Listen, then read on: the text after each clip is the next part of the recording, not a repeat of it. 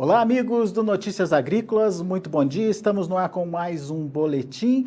Agora para a gente falar de eleições. Eleições 2018, contagem regressiva, faltam 230 dias aí para a votação em primeiro turno dos próximos legisladores, do próximo executivo, enfim, você precisa estar atento porque o seu voto vai ser muito importante. A gente tem passado aí por muita coisa importante, significativa, mudanças expressivas e o povo brasileiro precisa também aprender a valorizar o seu voto. E é por isso que a gente convidou o Renato Dias, diretor executivo do blog Ranking dos Políticos, o blog que foi criado justamente com essa tentativa de ajudar, direcionar quem são os bons, quem são os maus políticos, enfim, através de uma pontuação e através de classificações que o Renato vai explicar para a gente. Renato, seja muito bem-vindo, muito obrigado pela sua participação conosco aqui no Notícias Agrícolas. Ano de eleição, todo mundo fica muito focado na escolha do presidente, na formação do executivo, mas acaba esquecendo de conhecer melhor o seu representante no legislativo, né, Renato? E vocês têm essa preocupação aqui no blog Ranking dos Políticos, justamente com o peso que tem cada participação desses parlamentares lá no Congresso. Queria que você explicasse para a gente por que é importante entender o trabalho desses deputados e senadores e como o Brasil pode mudar a partir de um voto certo. Renato, seja bem-vindo. Olá, Alexandre, amigos do Notícias Agrícolas, um prazer falar com vocês. É bem isso que você falou. A gente tem aí, geralmente, as pessoas dão muita atenção e lembram em quem votaram para governador, para prefeito, para presidente. Já está todo mundo pensando em quem vai votar nas eleições no final desse ano. E, às vezes, a gente esquece de dar uma atenção maior para o Congresso, né, para deputados, para senadores. E eles têm uma importância que é muito grande e eu acredito que seja subestimada ainda aqui no Brasil. Muitas vezes você pode ter um presidente muito bom, uma pessoa que realmente seja bem intencionada e com boas ideias, mas se o Congresso não for qualificado, ele não vai conseguir fazer as coisas que são necessárias e não vai poder atuar da maneira que seria o ideal. E, às vezes, até ao contrário, você tem um presidente que não é tão bom, um presidente ruim, mas se o Congresso tem qualidade, as coisas são feitas, as leis são votadas da maneira correta, e aí isso tudo acaba refletindo para todos no país. E aí que entra a nossa ferramenta, que é o Ranking dos Políticos. Nós temos um site, que é o politicos.org.br, e ali a gente faz uma análise da atuação dos senadores e deputados federais de acordo com alguns critérios, né? Eu posso passar aqui os principais critérios para chegar nessa classificação que a gente tem. A gente tem critérios desde os mais básicos, que é se o parlamentar ele falta às sessões, por exemplo, ele perde pontos. Então, ele tem que ter presença nas sessões, é o mínimo que a gente espera de um político. Depois, a gente tem a parte de quanto ele gasta da cota parlamentar. Então, os políticos que gastam menos, que são mais econômicos com o dinheiro público, que têm mais responsabilidade para usar esse dinheiro, eles ganham pontos. Aqueles que gastam, que torram a nossa grana, eles vão perder pontos no ranking também. Um outro critério muito importante que nós temos, e aí com um peso maior, inclusive, é a parte dos processos judiciais. Então, todos os políticos que estão respondendo a processos, que são réus, que já foram condenados em alguma ação, eles perdem pontos, e aí é um critério que pode ser bem pesado, dependendo do tipo de acusação, dependendo do tipo de crime que o político está envolvido. E aí nós temos um outro critério, que tem a questão toda de formação acadêmica desse político. O som deu uma repicada aqui. E o critério mais importante que a gente tem é o que a gente chama de qualidade legislativa. Então, é como esse político vota as principais leis lá no Congresso.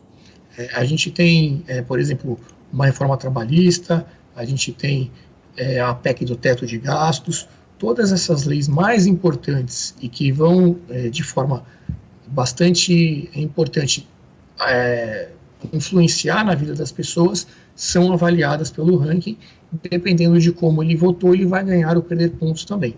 Juntando todos esses critérios, nós temos a pontuação final e a classificação do ranking. Muito bem. Eu vou pedir para o nosso editor colocar no ar para a gente o site, só para a gente dar uma olhadinha na primeira página, justamente para saber quem são né, os melhores ranqueados aí, e depois a gente mostra também a última página com os piores ranqueados. Miguel Lombardi, deputado federal pelo PR de São Paulo, Luiz Carlos Reising, deputado federal pelo PP do Rio Grande do Sul, Lobi Neto, deputado pelo PSDB de São Paulo, Pedro Cunha Lima, deputado pelo PSDB da Paraíba, e o Pedro Vilela, pelo PSDB de Alagoas. São os 5 primeiros, obviamente. A gente tem um ranking nessa primeira página. Eu vou pedir para o nosso editor subir a página. Os demais ranqueados estão aqui também nessa primeira página. São os 20 melhores ranqueados. Vou pedir para a gente ir lá na última página só para mostrar quem são os piores também no ranking elaborado aí pelo blog Ranking dos Políticos. Temos aí na última posição Lindbergh Farias, do PT do Rio de Janeiro, Ivo Cassol, senador pelo PP de Rondônia, o Décio Lima, PT de Santa Catarina, também não está bem posicionado não, Roberto Góes, PDT do Amapá, o Ságuas Moraes, do PT de Mato Grosso, o Pedro Uczai, deputado federal pelo PT de Santa Catarina. Enfim, os demais nomes estão aí, depois no finalzinho a gente vai passar também o endereço do site. Importante, como o Renato colocou aí, para você se posicionar, para você entender como é que está trabalhando cada um. E você falou rapidamente de cada um desses itens que vocês colocam, Renato, mas eu queria aprofundar em alguns deles. Por exemplo, presença nas sessões. O deputado, uma vez ou outra, pode faltar. Isso é levado em conta? Como é que faz isso? A gente só desconta aquelas faltas que são as chamadas sem justificativa, né? Então, muitas vezes o deputado está em alguma missão, ele está em alguma tarefa que até faz parte do trabalho, nesse caso o ponto não é descontado. Mas é a presença dele no plenário, ou ele estando no gabinete dele é pontuado aqui também? Não, no plenário. Aí a gente tem porque é o que tem, a gente tem a contagem, né? Então, esses dados todos, é importante dizer, Alexandre, eles são públicos, né? Se você entra lá no site da Câmara, do Senado, você vai encontrar todas essas informações. O que a gente faz? É justamente colocar tudo isso num lugar só, para ficar mais fácil de você poder pesquisar. Então, quando a gente vê lá o primeiro colocado, Miguel Lombardi, ele está com 36 pontos pelo quesito de presença nas sessões. Quer dizer que, em relação à média de todos os outros políticos, ele está acima da média. Quanto mais presenças ele tiver acima da média, ele vai ganhar mais pontos. Se ele estiver abaixo da média, ele vai perdendo pontos. Nesse caso, a gente trata de presença em sessões no plenário, que é o que a gente tem o controle de quem compareceu ou quem faltou. E isso, por exemplo, acaba... enfim, tirando um pouquinho da questão dos privilégios. Ele está com uma pontuação negativa, menos 3%, mas o fato dele participar acaba contrabalanceando isso, é isso? Acaba compensando. Se ele gastasse menos, ele estaria ainda com uma nota melhor ainda, mas como a gente está vendo aqui, ele gasta um pouquinho mais do que a média dos parlamentares. Então aí a gente tem cota de passagem aérea, de gasolina, enfim, toda aquela cota parlamentar, que é o nome que se dá, que os políticos têm direito e gastam cerca de 40, às vezes 50 mil reais por mês. Quando é um político que economiza muito isso, ele vai ganhar ponto, ele vai ser reconhecido. Processos judiciais, como é que vocês analisam? Só aqueles que já são condenados ou qualquer processo na justiça? Não, a existência do processo já vai contar para ele 10 pontos negativos. E aí, se ele é condenado, isso vai triplicando, dependendo do tipo de processo, também vai se agravando a punição. Tanto é que se você olhar lá a última página, que a gente tem o Lindbergh Farias em último lugar, ele está perdendo 400 pontos por processo. E ele também vota muito mal. Você vê que ele tem ali menos 165 pontos na questão das votações. Qualidade legislativa, né? Qualidade legislativa.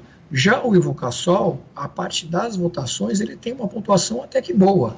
Ele tem 290 pontos pelos posicionamentos dele nas votações.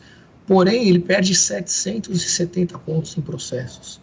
Então, você vê como é importante você ter uma ficha limpa, você está livre desses problemas judiciais.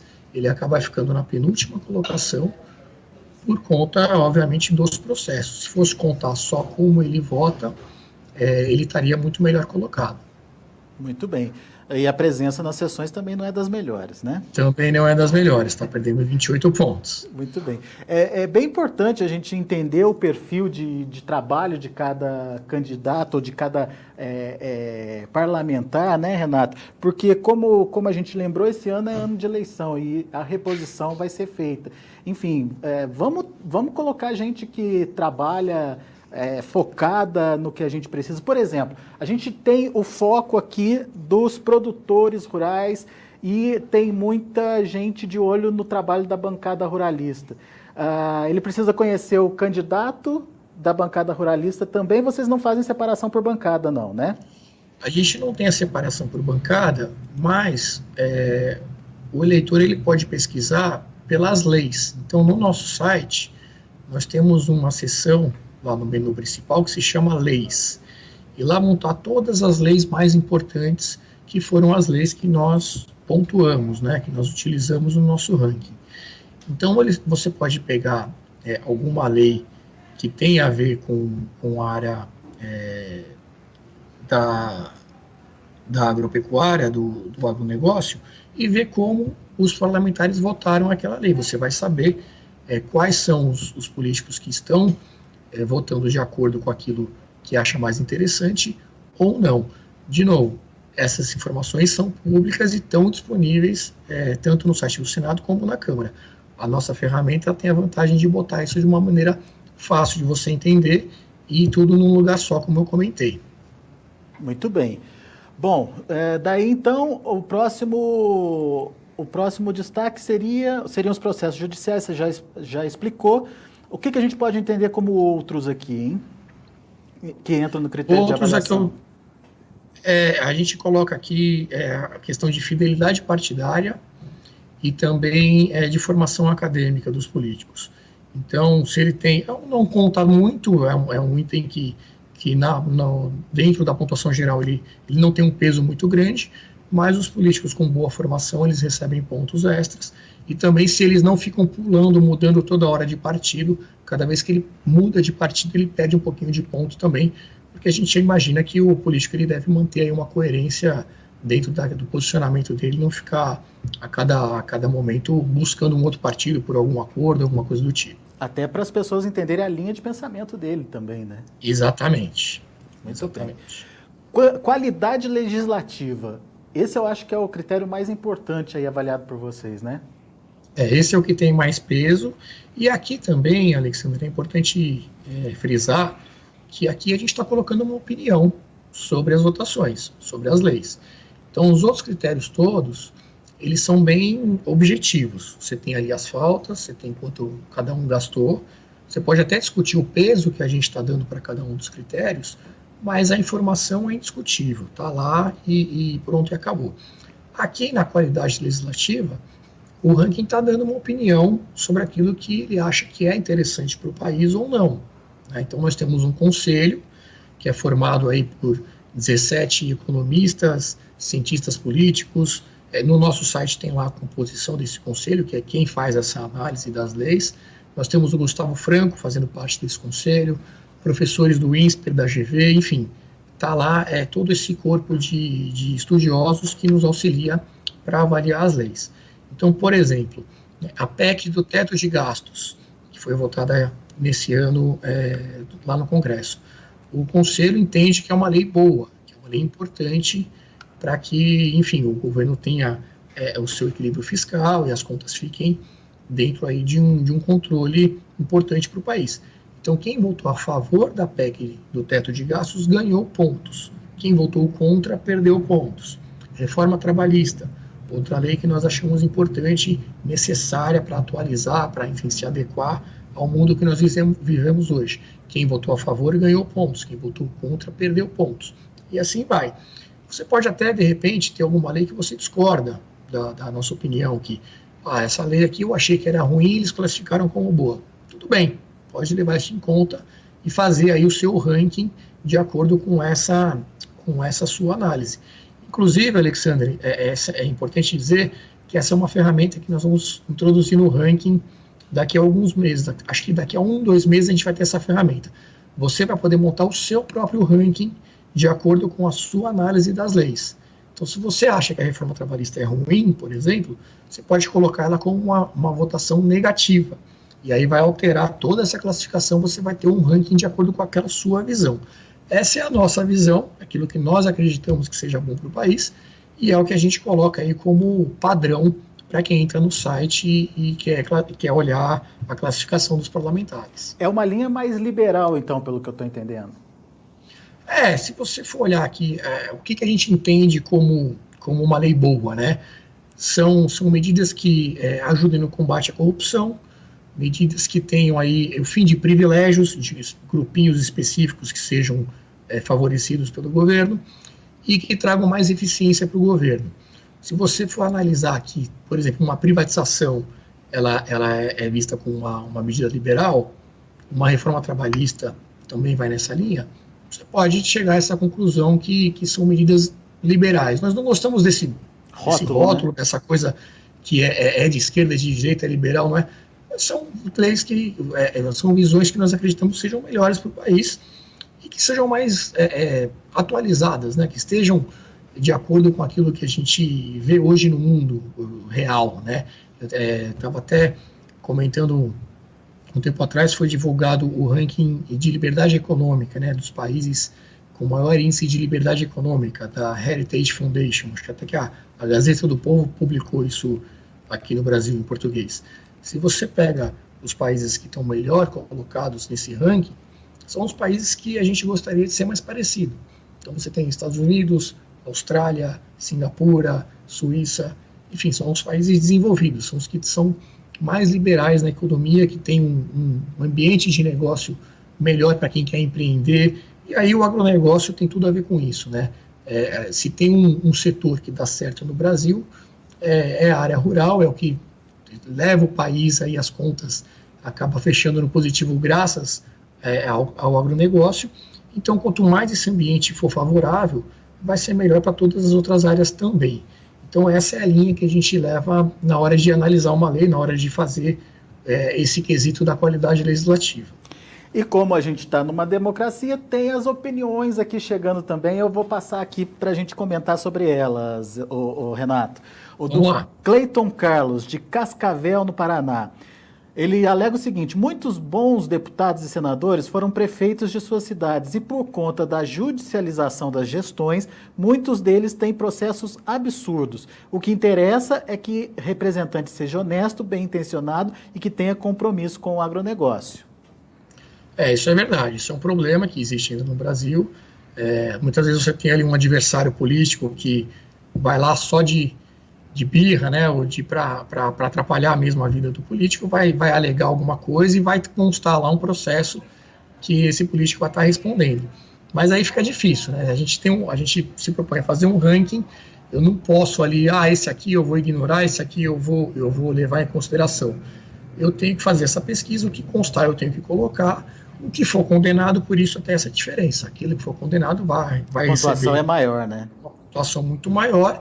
E aí, à medida que esses processos que não têm fundamento, que eles vão sendo arquivados, ou que o político mostra que ele é absolvido, que ele tem razão, nós vamos tirar isso da base e ele vai ser, essa punição vai sair da base dele, a pontuação dele vai voltar a crescer sem essa punição. Muito bem. O João Almeida Freitas, ele é de Cachoeiro do Itapemirim, lá no Espírito Santo. Ele alega o seguinte, que a maior vergonha do Congresso são os funcionários, ganham mais que os deputados e senadores e têm estabilidade e regalias. Daí precisa mudar a lei, né? Daí por isso Exatamente. Que a gente precisa colocar bons políticos para justamente adequar essa lei, não é isso? Exatamente. Esse é um tipo de lei que acaba com os privilégios, né? Se existisse Se fosse feito aí uma lei para acabar com esse tipo de regalia, é o que a gente chama de combate aos privilégios. Tem um projeto, se não me engano, do senador Lazier Martins, que fazia essa questão de você perder a estabilidade, de ter a avaliação de desempenho dos funcionários públicos que não tenham mais essa garantia de estabilidade, porque senão é muito fácil, né, Alexandre? Você fica lá, você sabe que não vai ser demitido, tem um salário bom, e você não tem a meritocracia, você tem vários problemas decorrentes disso. Nós somos a favor do fim desses privilégios. Uma coisa que está muito sendo falada ultimamente é a questão do auxílio moradia, por exemplo. Né, foi muito explorada recentemente, tanto aí no judiciário, que é um absurdo, como também no executivo você tem esse problema. Né? Tem muitos parlamentares que têm residência em Brasília e recebem, né, o auxílio moradia. Então, esse tipo de coisa, ainda mais com a crise que o país passou recentemente, não tem o menor cabimento, não tem como você ter a população, 40% da população sem saneamento básico, e o político ou o juiz dizendo, não, eu estou recebendo, está dentro da lei, eu tenho direito e pronto, e acabou. Pode ser legal, mas é imoral, né? Então vamos tornar também ilegal, vamos passar leis que acabem com esse tipo de situação. Olha aqui a opinião do Eberton Gonçalves, ele é de Venceslau Braz, no Paraná. O maior tranqueira, entre aspas, que era o Eduardo Cunha, acabou salvando o pessoal do PT. Às vezes precisa de um sem vergonha para tirar os mais piores. A opinião do Eberton Gonçalves aí. Ele está dizendo que, de repente, precisa ter alguém para, né, colocar... A gente precisa acabar com essa história de vou votar no menos pior, né? A gente tem que tentar achar pessoas que você vai votar com gosto, com convicção. E né? ter orgulho depois do voto, né? Exatamente. O Eduardo Cunha, ele teve a sua importância, e não dá para negar isso no processo todo de impeachment, né? Para ser possível acontecer todo o processo, mas, enfim, ele era um picareta de marca maior, e nós não podemos negar que ele não pode ser, não podia ser um presidente da Câmara, né? Por mais que naquele momento ele tenha feito aquilo que realmente deveria ser feito, que foi toda a questão do impeachment da presidente Dilma, né? Uhum. E acho que isso me dá um gancho, Alexandre, que é o seguinte: o nosso trabalho também ele tem a intenção de valorizar os bons políticos. Porque se você disser que todo mundo é ladrão, que ninguém presta, que é tudo safado, colocar todo mundo no mesmo bolo, você vai desestimular aqueles que são bons, que estão fazendo um bom trabalho. Se eu sou taxado como bandido, como todo mundo, para que eu vou me esforçar? Para que eu vou correr esse risco de a minha família achar que eu sou ladrão, de todo mundo que souber que eu sou um político achar que eu sou um safado? Então, a gente tem que valorizar os bons trabalhos, sim. E até também para atrair novas pessoas de fora. Eu acho que esse ano a gente vai ter uma eleição com muita gente nova querendo fazer parte. Todo mundo acabou a paciência de ver tudo isso que está acontecendo. Muita gente que deu as costas para a política durante muito tempo, agora vai se envolver e vai se candidatar, vai dar a cara para bater. Então nós não podemos generalizar e dizer que todo político é ladrão. Isso só favorece os que são ladrões, os que são ruins. Então o site tem essa ideia, inclusive nós damos um prêmio anual, todo final do ano a gente dá uma premiação para os 30 melhores colocados do ranking lá em Brasília, com essa intenção de valorizar os bons trabalhos. Muito bom. E Renato, sua opinião pessoal dessa próxima eleição, vai ser realmente uma eleição diferente? Você percebe aí uma necessidade do eleitor de se informar mais na hora de votar? Ou ainda não, vai ser uma transição só? Desculpe. Vamos lá. Eu acho que em termos de quantidade, o Congresso, historicamente, ele até se renova bastante. Se não me engano, em torno de 40% a cada votação é renovado. O problema é que o perfil dessas pessoas é sempre o mesmo. Ou é alguém que já teve um mandato lá atrás e agora está voltando, ou é alguém da família, sempre o mesmo tipo de gente. Eu acho que pela primeira vez a gente vai ter opções de pessoas novas, com outro perfil. A renovação pode até manter os 40%, pode até ser um pouco menos, mas quem entrar tem que ser diferente, na essência. Então, dessa vez, nós temos opções para votar nessas pessoas. Não sei se o resultado já nessa eleição vai ser significativo. Às vezes eu fico mais animado, às vezes a gente acaba tendo um banho de água fria com algumas coisas que acontecem. Mas opções há. Então cabe ao eleitor se informar para reeleger os bons políticos, aqueles que merecem receber o voto, mais um voto de confiança, mais 4 anos ou 8 anos no caso de senadores, para que eles permaneçam, e dê a chance para quem está querendo entrar nesse jogo. Não é fácil, a gente sabe que tem muito a perder quem deixa de fazer o que está fazendo do seu trabalho, muitos empresários que têm aí a vida tranquila, mas tem gente que está abrindo mão disso para poder mudar o país, para poder participar e deixar de ficar no sofá reclamando, né? Isso também não resolve nada. Então, eu acho que temos a chance de fazer essa renovação, Alexandre. E um outro trabalho que nós vamos fazer também esse ano, importante, é um projeto chamado Tchau Queridos. Então, a gente vai ter uma lista... Sugestivo o nome, né?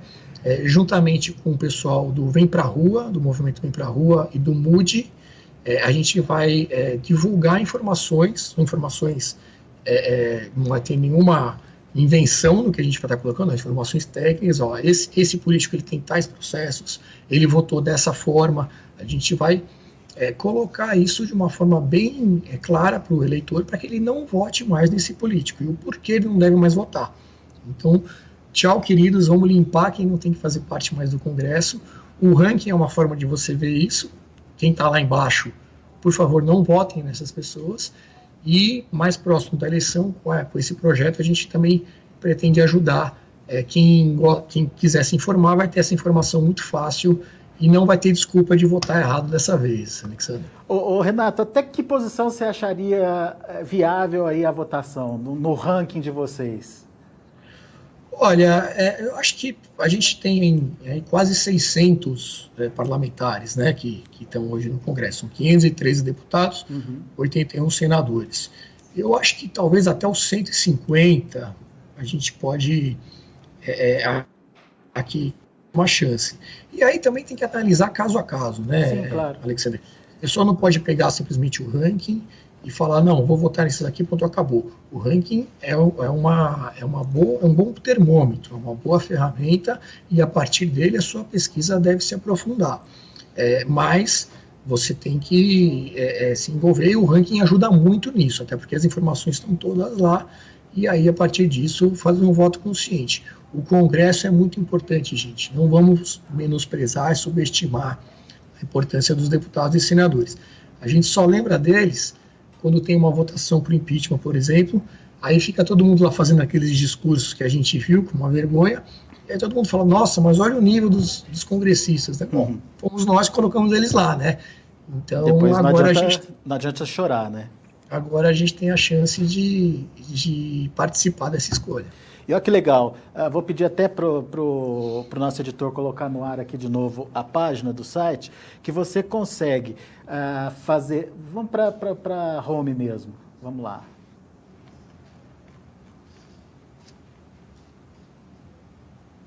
Ok, isso aí. A gente consegue aqui, olha só, mostrar o acumulado dos últimos 1, 2, 3, 4 anos. A gente consegue mostrar por ano, em cada ano, como é que foi a atuação de cada candidato, como é que fica o ranking por ano.